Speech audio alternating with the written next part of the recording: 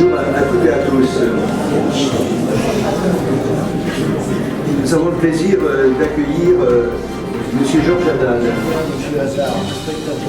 Cher Georges, c'est un plaisir de vous accueillir à notre congrès international de la MOPA.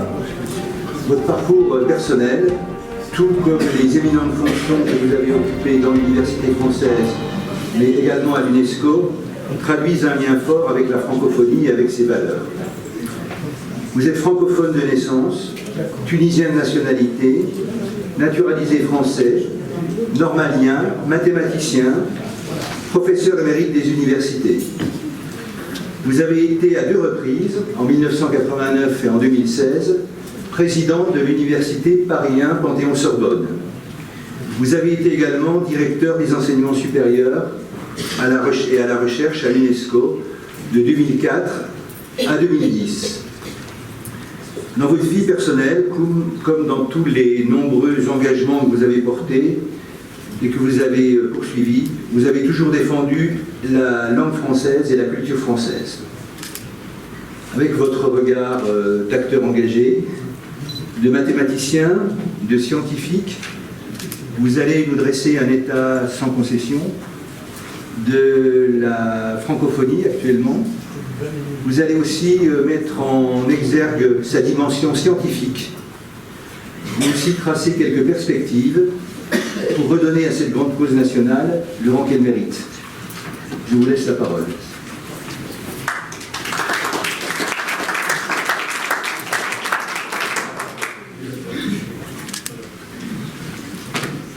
C'est juste pour vous intriguer, ce petit livre va être au cœur en particulier de ma présentation.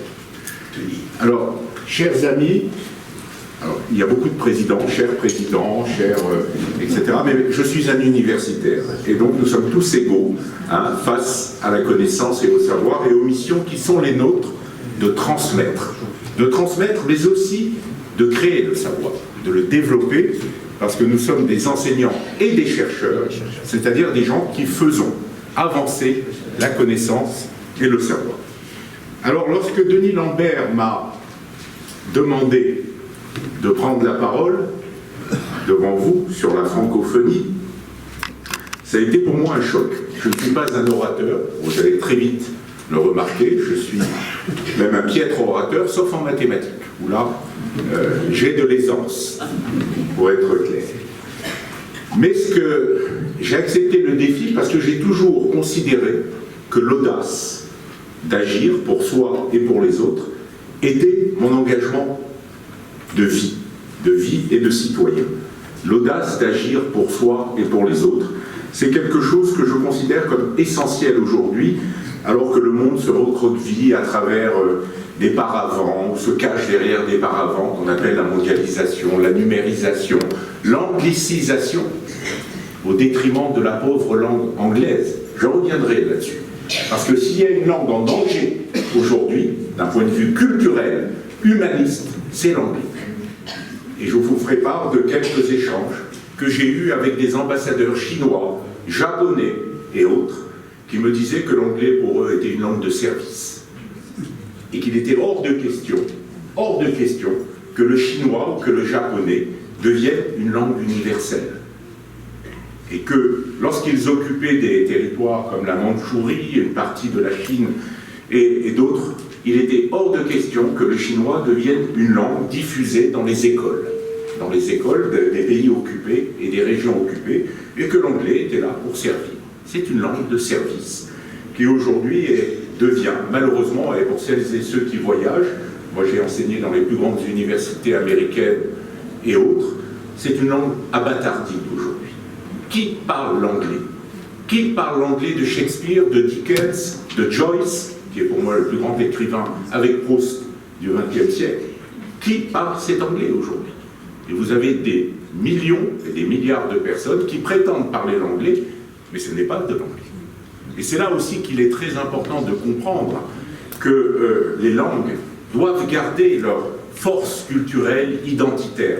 Il ne s'agit pas d'utiliser une langue pour des fins économiques, pour des fins politiques, pour des fins de domination, mais au contraire pour des fins d'émancipation Et je tiens à rendre hommage à la francophonie parce que c'est devenu, et c'est un espace d'émancipation et un espace de culture avant tout. Ce n'est pas un espace, même si ça l'a été, un espace de domination coloniale, etc. Mais ça, je ne suis pas historien et compétent pour le dire.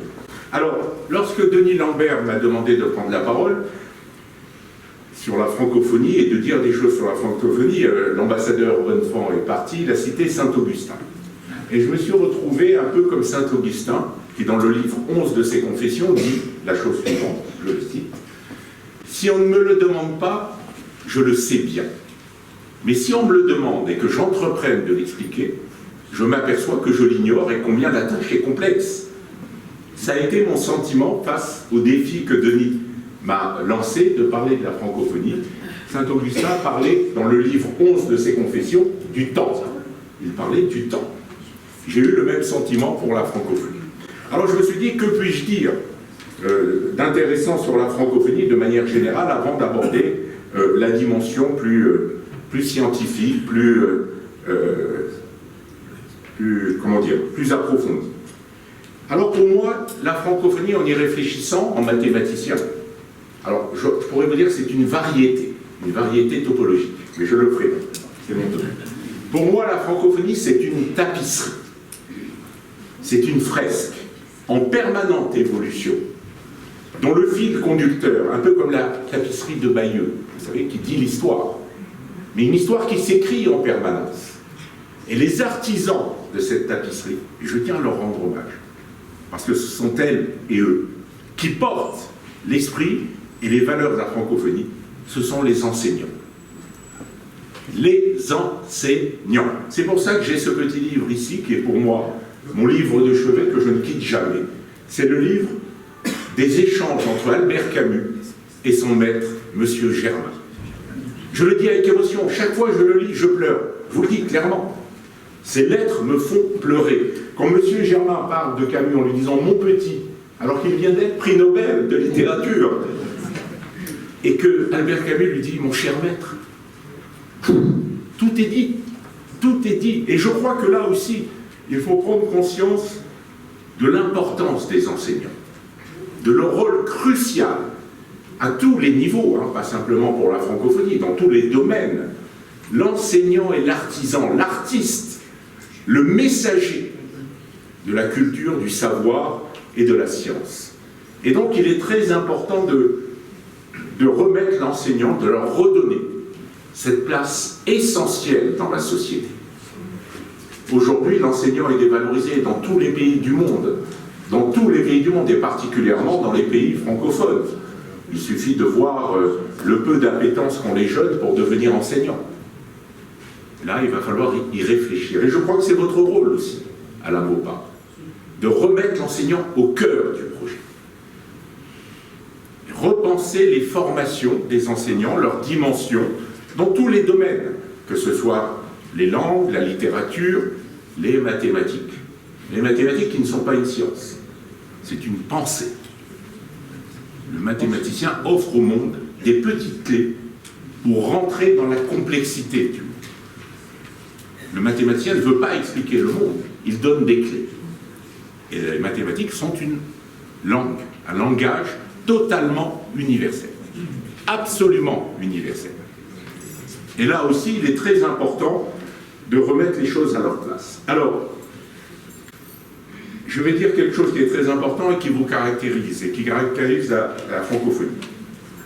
Vous le savez, la devise de l'UNESCO, vous la connaissez, puisque j'ai été directeur de l'UNESCO pendant 15 ans, en fait. J'ai lancé les programmes des chaires UNESCO, peut-être quelqu'un les connaisse, sous Federico Mayor, qui était un grand défenseur de la francophonie, un grand directeur général. Je ne mentionnerai pas René Maheu, Mbo, Mactar Mbo, qui étaient des grands défenseurs de la francophonie. Alors qu'à l'UNESCO, lorsque je suis entré, le français était encore une langue essentielle, elle l'est. N'oubliez pas que Léon Blum, René Cassin se sont battus pour que l'UNESCO vienne à Paris. Les premières années de l'UNESCO n'étaient pas à Paris, c'était à Londres.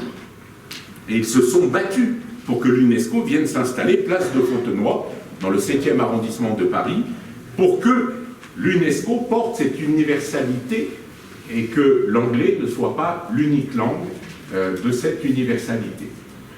Et là aussi, quand vous regardez les textes fondateurs de l'UNESCO, il y a deux langues fondamentales, le français et l'anglais, plus des langues de travail, l'arabe, le chinois, le russe, l'espagnol, ce sont des langues essentielles.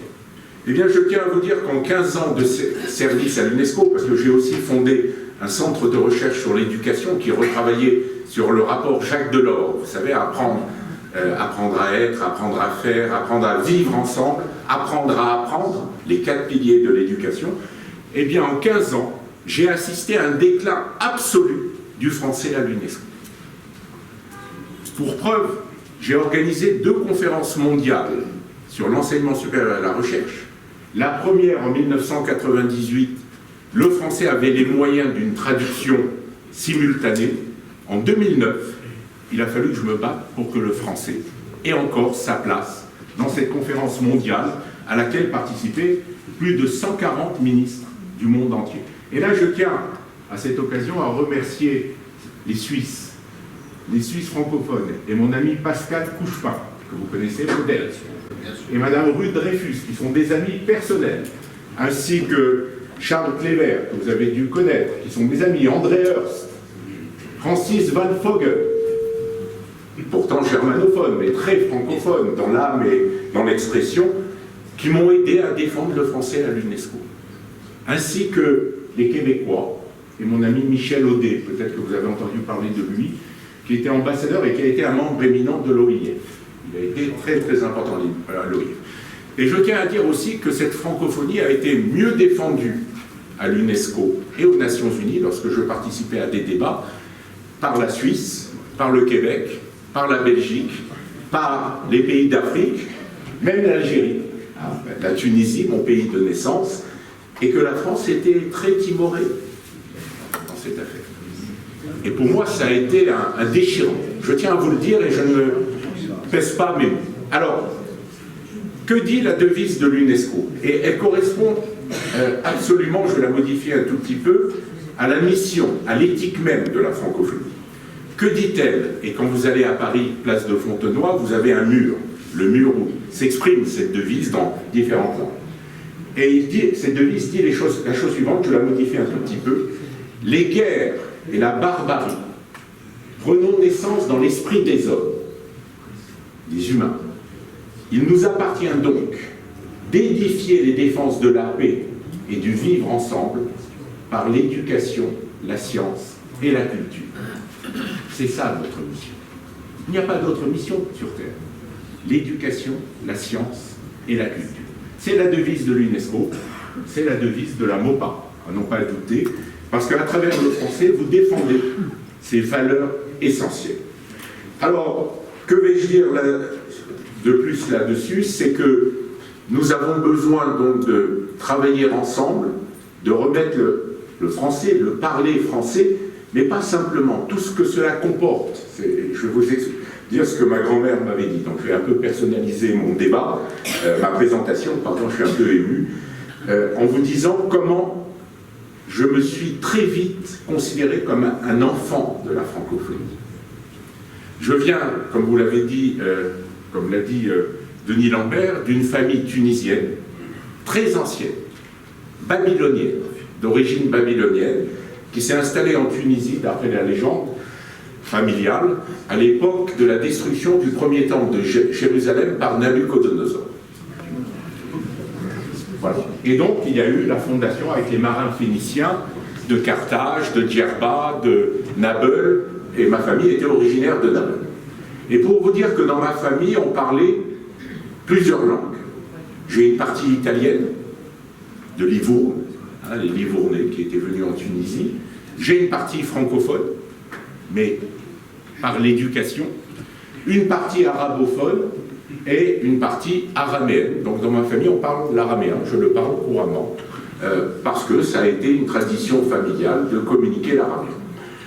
Et donc je me suis retrouvé dans cette diversité linguistique, et ma grand-mère, qui avait été élève, ma grand-mère maternelle, des Pères Blancs, à qui je tiens à rendre hommage. Elle avait appris le français, elle était fière de me parler le français. Elle m'a dit, tu sais, je dois tout au père blanc. Et il faut que le français te porte. Mais on parlait l'arabe dans la famille. Mais on parlait l'araméen. Mais on parlait l'italien. Mais le français était là et ça a été pour moi très vite une découverte essentielle parce que ma grand-mère tenait à me parler français. Ma mère elle-même, et je lui ai rendu hommage dans un article que je tiendrai à votre disposition, qui a fait le tour du monde, qui s'appelle « Mon premier élève ». Mon premier élève fut ma mère, j'avais 6 ans. Alors vous allez me dire comment ça s'est passé. Eh bien, quand nous sommes partis de Tunisie, j'avais 6 ans, en 1957. Mon père travaillait pour l'armée américaine, il a construit d'ailleurs le cimetière américain de Carthage, ça ne s'invente pas. Et ensuite, il a été muté en Europe pour s'occuper des cimetières de guerre et des monuments de guerre américains à travers l'Europe. Et nous avons atterri où? À Saint-Avold. Je ne sais pas s'il y a des gens de Moselle ici. Saint-Avold. Alors ça a été pour nous un choc, et culturel, et climatique. Ah, je me souviens du mois d'août où nous sommes arrivés, on se chauffait. Alors il y a le réchauffement climatique, mais en 1957, ce n'était pas le cas. Et ma mère faisait de la dépression, elle me dit, mais on ne peut pas rester dans ce pays, c'est pas possible. Il fallait se chauffer au mois d'août. C'était terrible. Donc il y a le choc culturel et le choc climatique que nous avions rencontrés. Et je me souviens de mon entrée à l'école, parce que j'avais 6 ans, je devais rentrer à l'école de Saint-Avold, à l'école primaire de Saint-Avold, et je ne voulais pas aller à l'école. Parce que j'étais en terrain hostile, hein, je sentais bien que ça n'allait pas. Et ma mère a eu cette intelligence incroyable de me dire, écoute, on m'appelait Jojo, hein, je vous le dis, mais ne le répétez pas, Jojo. Jojo, tu vas aller à l'école, mais tu veux pas aller à l'école, je le sens bien, mais tu vas pas aller à l'école pour toi. Alors je lui dis, mais pour qui alors? Elle me dit, tu vas y aller pour ta mère.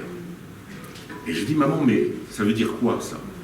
Elle me dit, figure-toi que j'étais à l'école française de Tunisie, et elle avait une maîtresse à qui je tiens à rendre hommage, qui s'appelait Madame Bon, B-O-N, et qui avait, après le certificat d'études pour ma mère, et lui avait obtenu une bourse du gouvernement français pour aller poursuivre ses études dans le secondaire.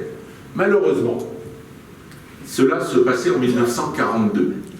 Ma mère avait 12 ans, elle était juive, comme vous l'avez compris, et on lui annonce que la bourse ne lui sera jamais attribuée. Et donc elle a vécu ça comme un traumatisme profond. Et elle m'a dit, Georges, je veux reprendre mes études avec toi. Et tu vas avoir la chance et l'honneur, je me souviendrai toujours de cette phrase, elle est morte récemment, de fréquenter l'école de la République française. Alors là, j'étais scotché à l'école de la République française. Eh bien, figurez-vous que tous les soirs, Odette, ma maman, m'attendait avec son petit cahier et je lui racontais tout ce que j'avais appris à l'école. Elle a été mon premier élève. Il y a un petit film qui passe dans toutes les écoles, les collèges de France. C'est pas moi qui l'ai fait, c'est une association qui s'appelle Énergie Jeune et qui passe ce petit film, l'enfant qui était professeur. L'enfant qui était professeur. Alors vous allez me dire qu'est devenue Odette? Elle a passé son baccalauréat et une licence d'histoire. Pourquoi je fais des mathématiques? Pourquoi je fais des mathématiques? Parce qu'à un moment, Odette me dit, ma maman, elle me dit, elle était plus forte que moi dans toutes les disciplines, mais elle m'a dit, mais en mathématiques, j'ai du mal en ce moment. Donc il fallait que je coupe le cordon ombilical. Donc je me dis, je vais faire des mathématiques. Alors maintenant, je vais terminer. On a parlé des enseignants, Madame Bon, le professeur Germain, disait, il faut le diffuser dans le monde entier, ce livre. Et le premier chapitre du premier homme, où il parle de l'éducation et des enseignants. Alors maintenant, je vais terminer mon propos en faisant des propositions. Le français a été, du 19e au 20e siècle, la langue des sciences, ainsi que l'allemand. On ne pouvait pas faire décemment de mathématiques à cette époque si on ne parlait pas le français ou l'allemand. Je parle allemand couramment, parce que j'ai étudié les textes de Riemann, de Gauss et de... comment bon. Et donc, mais le français, c'était la langue des sciences. La langue des sciences, de la technologie. On ne pouvait pas faire de carrière dans la recherche, en mathématiques, en physique. Et je ne vais pas nommer tous ces grands physiciens, qu'ils soient suisses, qu'ils soient québécois, qu'ils soient français, qu'ils soient algériens. mathématicien tunisien qui parlait le français et africain. Hommage à Senghor. Hommage à Senghor, que j'ai eu la chance de connaître. Il m'a été présenté par le président Pompidou. Et donc, ça a été des grands moments de ma vie. Et donc, c'était une époque où, pour faire de la science, il fallait parler le français. Et en particulier, l'école française de mathématiques, que vous avez dû connaître, l'école normale supérieure en particulier, les revues Bourbaki. Vous avez entendu parler des Bourbaki, qui ont réformé les mathématiques modernes. Il a fallu que les Anglais interviennent pour dire « Oh là là, c'est trop abstrait, ça ne servira pas à la finance, l'économie, etc. Laissons de côté. » Mais les fondements des mathématiques ont été mis en forme par les bourbakistes. Ce génie qui n'existait pas. Il n'y a pas eu de mathématicien qui s'appelait Bourbaki. C'était une équipe. Et les grands mathématiciens suisses québécois ont participé à cet effort. Alors aujourd'hui, moi je pense qu'il va falloir redonner aux Français sa dimension scientifique et technologique. Et je propose une chose suivante, et je me bats avec mon étudiant, Cédric Villani, que vous avez dû connaître, qui a été mon étudiant, médaille Fields. Oh, j'ai plein de copains médaille Fields, prix Nobel, Pierre-Gilles de Gênes, j'arrête. D'imaginer de lancer, d'entreprendre de lancer une grande revue internationale francophone de sciences et de technologie. Mais je tiens à le dire, pour que cela soit bien compris, parce que vous avez entendu parler des classements de Shanghai, etc. Si vous publiez en français, vous n'êtes pas lu. Et ce n'est pas comptabilisé dans les classements de Shanghai. Grâce à l'intelligence artificielle, cette revue, qui demandera que l'article initial soit écrit en français, sera toujours associée à la traduction immédiate en anglais. Donc il n'y aura pas de pénalisation. Moi je me rappelle, à l'Institut Henri Poincaré, on avait lancé une revue francophone, mais ça ne marchait pas parce que ce n'était pas lu dans les sphères anglophones de la science, etc.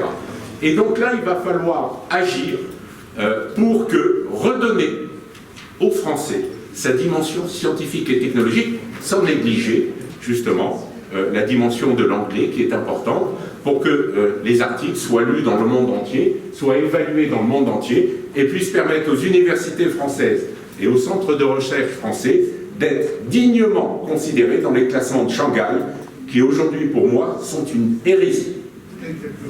Voilà.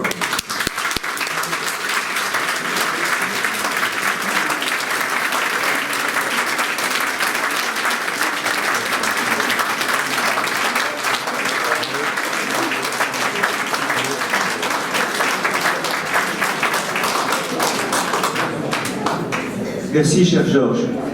Nous allons passer immédiatement au débat, mais je crois que notre ami...